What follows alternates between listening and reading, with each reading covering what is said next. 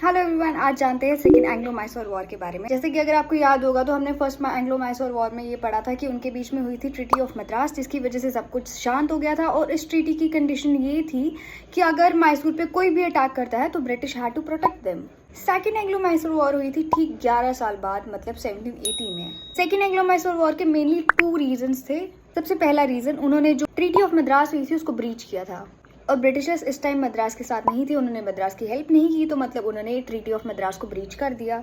Second main reason, उन्होंने breach किया तो किया था, लेकिन उन्होंने खुद भी माहे पे अटैक कर दिया। माहे एक टेरिटरी है मैसूर की, यहाँ पे आप माहे की लोकेशन देख सकते हो।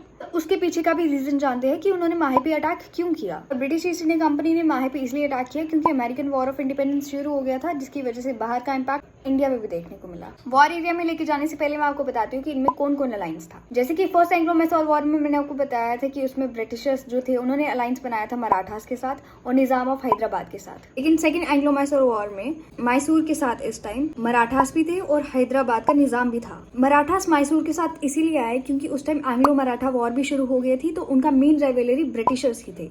सेकेंडली, अगर आप हैदराबाद का देखोगे, हैदराबाद का हमने फर्स्ट एंग्लो मैसूर वॉर में भी पढ़ा था। Nizam of Hyderabad and Haidar Ali, they both wanted to occupy the Arcot. Alliance का क्रिएशन हो गया है।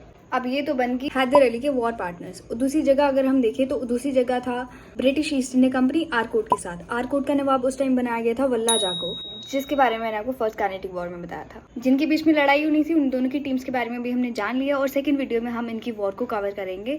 And if you like this video, अगर तुमने यहाँ तक वीडियो देखी है तो आई होप तुम्हें हिस्ट्री में थोड़ा बहुत इंटरेस्ट आ रहा होगा। अगर आ रहा है तो प्लीज़ कंटिन्यू करना सेकंड वीडियो के साथ, और मुझे प्लीज़ रिकमेंड करना कि मैं कैसी वीडियो बना रही, क्योंकि I am very much new in it. मुझे थोड़ा फीडबैक चाहिए। Thank you so much guys for watching this.